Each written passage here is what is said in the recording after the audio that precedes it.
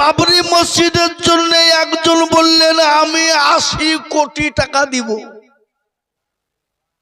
80 লাখ লাই 80 কোটি, কি কম কথা বাবা? এটাই তো বেঈমানদের কলিজায় সহ্য হচ্ছে না। আমরা সরকার, আমরা আমরা সব আমরা, তারপর আমরা ও করতে যে হাফিজ আছি, আর মুসলমানরা কোনো কাজে নাই, দায়িত্বে নাই, কিছু নাই। আবার দেখছি একের পর এক করিয়ে দিচ্ছি। এরা কি ব্যাপারটা কি? এ বাবা, মুসলমানদের সাথে কে আছে জোরে বলুন? হালালে বরকত আছে, হারামে বরকত নাই। আপনাদের দেশে কুকুর চিনেন? কুকুর, এই কথা বলেন এখানে। কুকুরের বাচ্চা করা হয় 6টা 7টা 8টা 10টা হয়ে যায় নাকি? তো বলেন তো ওই কুকুর কেউ খায়? খায় কি? খায় না। তারপরেও কুকুরের কোনো বরকত দেখা যায় না। কিন্তু বছরে গরু করা হয়, জোরে বলেন, একটা। কিন্তু মুসলমানরা কেমন খায়? আজকেই তো বাবা এই জাফরাবাদে মোটামুটি আর 10টা হয়েছে। এই গত নদিয়ায় পরশুদিনকে আমি জালসায় ছিলাম, দেবগ্রাম বাবা। জালসাতে 80 থেকে 90 হাজার লোক। ওরা আমাকে বলছে হুজুর 80,000 রান্নার পাতা শেষ। আপাই দেখেন তো হত চাপালছে, কি বুঝলেন? বুঝছি হুজুর আল্লাহ আল্লাহ, একদিকে 150টা গরু জমা হয়েছে আমাদের গ্রামে। আচ্ছা বলেন, এত গরু খাওয়ার পরও কোনদিন গরু কমে গেছে, শর্ট হয়ে গেছে দেখেছেন আপনারা? কথা বলেন না কেন? এটা হালাল, ওটা হারাম। তো আজকে মুসলমান বাবরি মসজিদের শিলান্যাস করলো। প্রাণ প্রিয় মুসলমান, গোটা পশ্চিম বাংলা নয় বাবা, পশ্চিম বাংলার বাইরে থেকেও মুসলমানরা মাথায় ঘুরি এখান ঘুরি ইডলি জি লাখ লাখ ইট জমা হয়ে গেছে। তারপরে ওটাও হয়নি। দেখেন জিয়াগঞ্জ, এখান থেকে 10 ট্রলি একসাথে ট্রাক্টর ঢুকছে ইডলি। খালি ওটাও লই বাবা। আর একটা শুনলেন, কৃষ্ণনগর থেকে একজনা বলল হুজুর আমি 100 ট্রলি ইট দিব। সুবহানাল্লাহ, 100 ট্রলি। আর একজন বলছে হুজুর আমি 200 কুইন্টাল রড দেব। আল্লাহ। তারপরে যে বাবজি ওই যে বারকোড না কি বলছে এখন ফোন পে, কি গো 3টে অ্যাকাউন্ট বাবজি টাকা নিতে পারছে না। অনুরোধ করে বলছে আজকে আর দিও না সোনা, তোমরা কাল থেকে দিও। আল্লাহু আকবার। তারপরে বেলডাঙ্গা থেকে আর একজন মুসলমান 1 কোটি টাকা বললো আমি দিব। মুসলমান মসজিদ করবে আর টাকা অন্য জাতির কাছে চাবে? জোরে বলুন। আজকে এরা দেখুন, তারা মন্দির করবে, মন্দিরে জায়গা দেবে, তাতে কোনো বাধা নাই। আর মুসলমান মন্দির করবার সংসদ থেকে তাকে সাসপেন্ড করতে হচ্ছে। কি বুঝছেন আপনারা? বুঝুন, বুঝতে পেরেছেন না পারেননি? তাই আমরা বলবো ঘরের শত্রু বিভীষণ, ডাইরেক্ট শত্রু ভালো, গোপনের শত্রু ভালো না। ও ডাইরেক্ট আমাকে মারবে, আমি তো তৈরি থাকবো। ও যদি আঘাত দেয় আমিও তোকে আঘাত দিব নাকি? আর কেউ যদি বলে তাকে ষড়যন্ত্র করে গোপনে মারবো, তো মেরে দিবে আমাকে। সেটাই ঘটেছে পশ্চিম বাংলার মাটিতে। কি বলছেন আপনারা? বলুন, কথা বলছেন না? বলছেন না? হ্যাঁ, আজকে ওয়াকফ বোর্ড বলে আন্দোলন এখানে হবে না, চলে যাও দিল্লি। কিন্তু কদিন পরে যে দেখছি বাবা চোরে চোরে মাসতো ভাই হাত মিলিয়ে কুলাকুলি করে বুঝে, হ্যাঁ ঠিক আছে। শোনা, আমি আপনাদেরকে বলবো দরদি গো, আজকে মুসলমানদের কেউ নাই বাপ। মুসলমানদের দেওয়ালে পিঠ ঠেকে গেছে, এখনো সুযোগ সময় আছে। আল্লাহকে ডাকুন, আল্লাহ ছাড়া আমাদের কেউ রক্ষা করনেওয়ালা নাই। এই ওয়াকাবকে রক্ষা করলে আল্লাহই করবে। মসজিদ কার ঘর? জোরে বলুন না, কার ঘর? আল্লাহ মানুষকে ছাড় দেয় কিন্তু ছেড়ে দেয় না। কাবা শরীফকে ধ্বংস করতে চেয়েছিল আবরাহা, করেছিল কিনা? আল্লাহ আবু তালেব বলেছিল, গো কাবার মালিক, আমার ক্ষমতা নাই তোমার কাবাকে হেফাজত করার। আল্লাহ, তোমার জিনিস তুমি দায়িত্ব নিয়ে কিভাবে রক্ষা করবা করো। আল্লাহ সামান্য একটা পাথর, ছোট্ট পাথরকে আবাবিলকে বলল, যা যা আবরাহার বংশকে ধ্বংস করে দে। আবরাহা ধূলিসাৎ হয়ে গেছে। আজকে যারা মসজিদ মাদ্রাসা কেড়ে নিয়ে, ওয়াকফ সম্পত্তি মুসলমানদের কেড়ে নিয়ে, আল্লাহর নামে ওয়াকফ করে দেওয়া সম্পত্তি কেড়ে নিয়ে যারা নিজেরা মনে করছে আমরাই বাহাদুর, শুনে রেখে দাও, আল্লাহ মানুষকে ছাড় দেয় না, ছাড় দেয় কিন্তু ছেড়ে দেয় না। তাই আমি বলবো বাপ, আজকে তাদের ওটা মাপজি নয়, তারা যেন তোনো পুকারে মুসলমানদেরকে দেশ ছাড়া, বাড়ি ছাড়া, ঘর ছাড়া করতে চাইছে। কিন্তু এটাও শুনেলেন, এ মুসলমানের দেশে আছে, ছিল, আছে, আগামীতেও থাকবে। বলুন ইনশাআল্লাহ, জোরে বলুন ইনশাআল্লাহ। ভারত থেকে যদি মুসলমানরা চলে যায়, কোরআন হাদিস মাদ্রাসা মসজিদ চলে যায়, ভারতটা গোটা অন্ধকারে ছন্ন হয়ে যাবে। সেদিন তারা চোখ থাকতেও দেখতে পাবে না। কি বলছেন আপনারা বলুন, জোরে বলুন, ঠিক না ঠিক? আজকে মুসলমানদের বদলায় ভারতের মাটিতে বেঈমানরা ও মুসলমানরা খাবার পায়। এটা আল্লাহর রহম ও করম, আল্লাহ রুজি দিয়ে থাকেন। আজকে বিভিন্ন কায়দা কৌশল করে মুসলমানদেরকে তাড়াতে না পেরে এনআরসি, সিএ, এমপিআর, অমক তমক, হাবুল যাবি, এবার আবার আর একটা আইন বের করেছে। কি? তারা মনে মনে করছে যে পশ্চিম বাংলার মাটিতে বাংলাদেশ আর রোহিঙ্গার মুসলমান এসে মনে হয় গোটা পশ্চিম বাংলাটাকে দখল করে গেছে, তাদের একটা ধারণা। কিন্তু বলেন তো, মুসলমানরা ওদেশ থেকে দেশে কি করতে হবে? বরঞ্চ এই দেশ থেকে মুসলমান অনেক চলে গেছে। কি বুঝছেন আপনারা বলুন? কিন্তু এটাও শুনেলেন, বনগাঁ থেকে ত্রিপুরা পর্যন্ত 2200 বর্গ কিলোমিটার বর্ডার প্রান্তে যত হিন্দু ভাইরা এসেছেন, সমস্ত যদি সুন্দর করে এশায়ার করতে যায়, এক বেটাও বাজবে না। কি বুঝছেন আপনারা বলুন? কথা বলেন না কেন? কথা বলেন। এশায়ার করে বাবজি মুসলমানদেরকে শেষ করতে তাড়িয়ে দিতে চায়। কিন্তু আল্লাহ রহম করব, এশায়ার করতে গিয়ে কাগজ বের করতে গিয়ে দেখছি মুসলমানদের ডকুমেন্ট তো সবই ঠিক আছে রে, একটাও ভুল নাই। এ বাবা, ওরাই বিপাকে পড়ে গেছে।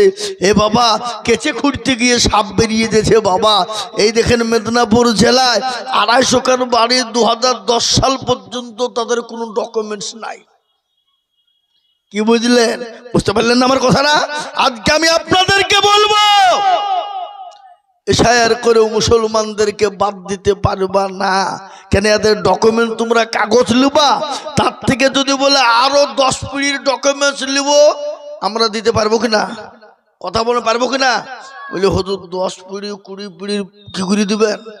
আপনার আমার দাদা, তার দাদা, তার দাদা, পোত দাদা, অমুক দাদা, তমুক দাদা যারা মারা গেছে তাদের মাংস পচে গেছে, কিন্তু হাড় তো কবরে আছে না নাই? মনে হয়েছে আপনাদের আছে না নাই? যদি কবর থেকে তাদের মালগুলাকে তুলি, হাড়গুলাকে তুলে মেশিনে ভরে দিই, বলতো কোথাকার তৈরি? তো হাড় বলে দেবে এরা কোথাকার প্রোডাক্ট, বলে দিবে না? দিবে না? এরা ভারতীয়, ইন্ডিয়ান বলে দেবে। আর আমরা যদি বলো তোদের তো কাগজও নাই, তো তোদের কি ডকুমেন্টস হাত দিবি বল? তো বাবা, ওদের তো মাল নাই, যা ছিল পুড়িয়ে ছাই, ওরা দিবে কোথা থেকে? কথা বলেন, পারবে দিতে? হ্যাঁ? আর তার থেকে যদি বলো আরো ডকুমেন্টস পৃথিবীর সর্বশ্রেষ্ঠ যিনি এসেছিলেন, সর্বব্যক্তি যিনি প্রথম দুনিয়ার জমিনে পা রেখেছিলেন যিনি, তিনার নাম হলো হযরত আদম নবী আলাইহিস সালাম। তিনি হলেন এই ভারতের জন্ম, ভারতের মাটিতে পা রাখলেন, আর তারই হলো মাওলাদ আমরা ওয়ালাকাদ কাররামনা বানি আদম। সুতরাং আমাদেরকে তাড়িয়ে দেওয়ার মতন কোন লাইন তোমরা খুঁজে পেছো না। এখন কি করবা? অমুক করো, তমুক করো, অমুক করো, তমুক করো। কিন্তু আমি আগেই বলেছি, ঘুমন্ত বাঘকে জাগিয়ে দিও না। আজকে তার প্রমাণ মুর্শিদাবাদ দেখিয়ে দিল। কি বলছেন আপনারা বলুন? গোটা বিশ্বে লড়ে গেছে। মুসলমানরা কারো দয়ায় বেঁচে থাকে না, মুসলমানরা কারোর কাছে ভিখারি নয়। মুসলমানদের কি নাই? আমার পূর্বে বক্তা বলে গেলেন, কি আবু উবাইদা সাহেব, মুর্শিদাবাদের মাটিতে মুসলমানরা কি রাখেনি আর কি দেয়নি আর কি নাই? তোমরা 3 দিন 4 দিনের মসনদে বসে কি দিয়েছো? তোমরা তো খালি হিন্দু মুসলমান রাইট লাগিয়েছো, মসজিদ ভাঙ্গো, মাদ্রাসা ভাঙ্গো, জমি ভাঙ্গো, বুলডোজার চালাও। এছাড়া তো তোমরা মানুষকে কিছু দিতে পারোনি। আর মুসলমানরা দেয় নাকি? দিল্লির আগ্রা যেখানে কোটি কোটি টাকা তোমরা ইনকাম করে ভোগ করো, লালকেল্লা যেটা কুতুব মিনার, আর কোনটা দেব? ভারতের মাটি পশ্চিম বাংলায় হাজারদুয়ারি আমার পেছনে, মুর্শিদাবাদ শহর, নবাব সিরাজউদ্দৌলা হাজার হাজার টাকা ইনকাম করে। ওই টাকা কি মুর্শিদাবাদের লোককে দেয়? কথা বলেন, দেয়? মুর্শিদাবাদের লোক পায়? ওটা রাজ্য সরকার ভোগ করে। কথা বলছেন না কেন? জোরে বলুন। হ্যাঁ, আজকে কলকাতার ইডেন গার্ডেন মুসলমানদের সম্পদ, কোটি কোটি টাকা ইনকাম, ওটা রাজ্য সরকার ভোগ করে। আর কি লিবা? ভিক্টোরিয়া, তারপরে কি বলে সায়েন্স সিটি, ওটা মুসলমানদের সম্পদ অকব। ওটাকে তোমরা গ্রাস করে এমনিতে ইনকাম করে খাও, তারপরে ওটাকে পুরো গিলতে চাও। মুসলমান ছেড়ে দেবে না ইনশাআল্লাহ। এক ইঞ্চি মুসলমান বেঁচে থাকতে অকাব সম্পত্তি কোনো বেঈমানের হাতে তুলে দেবে না। একটু চিলিয়ে বলুন নারায়ে তাকবীর, জোরে বলি নারায়ে তাকবীর, একটু হাত উঁচু করে বলুন নারায়ে তাকবীর। অনেকে তুলল না, ওরা মনে করছে যে তুললি হয়তো বিপদ। হ্যাঁ, এ বাবা, যে তুলল সে জিতল, আর যে তুলল না কি হয়ে গেল? জোরে বলুন, হেরে গেল। তো জাফরাবাদের লোক তো চালাক বাপ, বদনাই করে পানি নিয়ে মাঠে গেছে। কি করতে? কি করতে? আল্লাহ, পায়খানা করে পানি খরচ করতে গিয়ে দেখছে বদনা ফুটু পানি সব পড়েছে। হ্যাঁ, কালকে আজিজুল মৌলবী তাই ঠকাতে পারল না, আর এই বদনা তুই ঠকিয়ে ফেললি। তো দাঁড়া, কালকে কি করে ঠকাইছে আমি দেখবো। ও আবার তারপর দিন বদনাই করে পানি নিয়ে যে বলছে আজকে আগে পানি খরচ করব, তারপরে পায়খানায় যাব, দেখি কি করে ঠকাছে আমি দেখবো। এবার বাড়ি ঠকলো, জিতলো, আজ শুনল। তো যারা হাতটা তুলে দিল জিতে গেল, যারা তুলতে পারলো না তারা হেরে গেল। ওরা মনে করছে আইজুল মৌলবী দেখতে পাবে না, কিন্তু শুনলেন যেটা কেউ দেখে না সেটা দেখেন কে, যেটা কেউ জানে না সেটা জানে কে, যেটা কেউ বোঝে না সেটা বোঝে কে, যেটা কেউ দেখতে পাই না সেটা দেখতে পাই কে। সবাই বলে আমি ভালো, আমি জানি কি, আমার মনের গোপন খবর জানে আল্লাহ জি। আলোতে আধারে নির্জনেতে কথা কি করেছ তুমি সব জানেছ।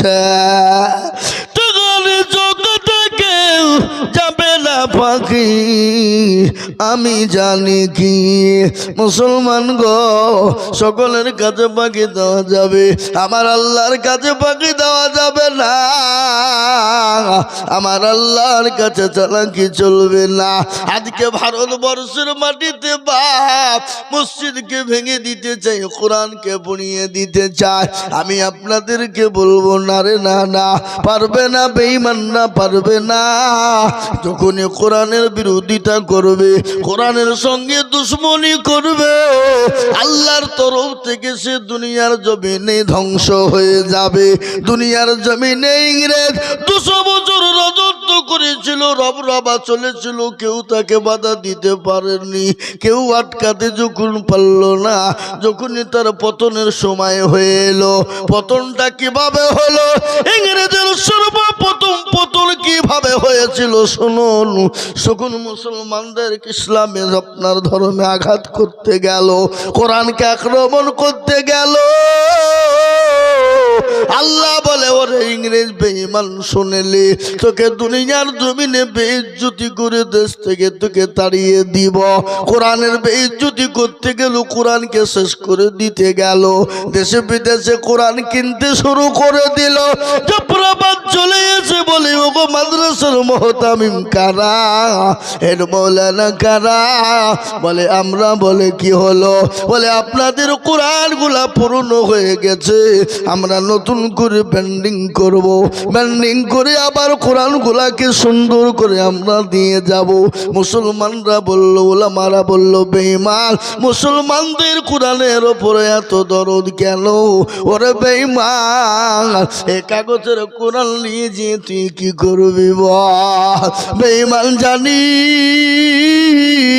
এ জাফরাবাদ মাদ্রাসায় কোরআনের মেশিন আছে।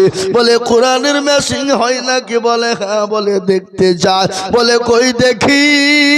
হযরত বললেন কই বাবা আব্দুর রহমান, আইরে বেটা আয়। ও বেটা 1 থেকে 10 পারা পর্যন্ত শুনিয়ে দে। 1 থেকে 10 পারা পর্যন্ত শুনিয়ে দিল। বলে আব্দুল জব্বার আইরে বেটা 10 থেকে 20 পারা পর্যন্ত শুনিয়ে দে। 10 থেকে 20 পারা শুনিয়ে দিল। বলে আব্দুল সোবান আইরে বেটা 20 থেকে 30 পারা পর্যন্ত শুনিয়ে দে। ইংরেজ বেঈমানের সামনে গোটা কোরআনকে যখন শুনিয়ে দেওয়া হলো, ইংরেজ বলে সর্বনাশ, এ কোরআন মুসলমানদের কাছ থেকে আলাদা করা যাবে না। এ কোরআন মুসলমানরা সেনার ভিতরে ভরে নিয়েছে। বেঈমান চলে গেল। আল্লাহ নিজে বলে দিলেন এই কোরআনের মালিক আমি, এ কোরআনকে তৈরি করেছি আমি, এ কোরআনের হেফাজতের দায়িত্ব নিলাম আমি। আল্লাহ নিজেই বলেছেন ইন্না নাহনু নাযালনা যিকরা ওয়া ইন্না লাহু লাহাফিজুন। আল্লাহ নিজেই বলে দিলেন এই কোরআনের মালিক আমি। এই কোরআনকে কিভাবে হেফাজত করব, কার দ্বারাই করব, কোন জায়গা দিয়ে করব, এই কোরআনকে কত থেকে হেফাজত করব, আমি আল্লাহ ছাড়া পৃথিবীর কেউ বলতে পারবে না। ও মুসলমান গো, আজকে বেঈমানরা চাইছে কোরআনকে মিটিয়ে দিব, ইসলামকে মিটিয়ে দিব, কিন্তু তারা পারবে না। আর একবার হাতটা উঁচু করে দিয়ে আল্লাহকে দেখে বলুন ইনশাআল্লাহ। নামিয়ে দেন হাত। এই দেখেন কোরআনকে জিজ্ঞাসা করুন, কোরআন বলে দিয়ে চালিয়াউমা নাখতিমু আলা আফওয়াহিহিম ওয়া তুকাল্লিমুনা আইদিহিম ওয়া তাশহাদু আরজুলুহুম বিমা কানু ইয়াকসিমুন। কিয়ামতের দিনে জবানে তালা মেরে দেবে। হাতকে বলবে, হাতরে তোকে কোন কাজে ব্যয় করেছিল? হাত বলবে মাবুদ গো রব্বুল আলামিন, আল্লাহ। কেউ জাফরাবাদ মাদ্রাসায় বক্তা আজিজুল বলেছিল কোরআনের প্রেমিক কারা, দিনের প্রেমিক কারা? হাতটা তুলো তারা এই হাতের বদলে আল্লাহ জাহান্নামটা হারাম করে দেবে, আল্লাহ তার জান্নাতটা ওয়াজিব করে দেবে। তাই আমি আপনাদেরকে বলবো বাপরে, লম্বা চওড়া বয়ান বক্তব্য নয় বাবা। আজকে গোটা পৃথিবী চাইছে মুসলমান তবে না, ইসলাম তবে না, কোরআন তবে না, মাদ্রাসা মসজিদ তবে না। আমি বলবো বেঈমান। ফেরাউন বলেছিল পারেনি, নমরুদ পারেনি, আবু জাহেল পারেনি, আবু লাহাব, উতবা, সাইবা, মুগিরা পারেনি। এই যুগের বেঈমানরা তারাও পারবে না। তার প্রমাণ একটু শুনেলে, আল্লাহর নবীকে আবু জাহেল বলেছিল মুহাম্মদ তোমার বংশ নির্বংশ করে দিব, তোমার নাম নেওয়ার মতন পৃথিবীর জমিনে কেউ থাকবে না। আমার নবী বলেন আল্লাহ তুমি যদি চাও তোমার দিন থাকবে, আর তুমি যদি না চাও তোমার দিন থাকবে না। মাবুদ গো তুমি তোমার দায়িত্ব পালন করো। আল্লাহ বলে নবী গো আপনি কোনো রকম টেনশন করবেন না, চিন্তা করবেন না। ওগো নবী আপনাকে যারা মিটিয়ে দিতে চায় আমি আল্লাহ তাদেরকে দুনিয়ার জমিনে মিটিয়ে দেব, এমন মিটিয়ে দেব যাদের নাম লওয়ার লোক পৃথিবীর জমিনে কেউ থাকবে না। আবু জেহেল ইসলামের দুশমন, সে আবু জেহেলের নাম কেউ লেয়? জোর বলুন লেয়? আল্লাহ মিটিয়ে দিয়েছে না দেয়নি? দেখেন তো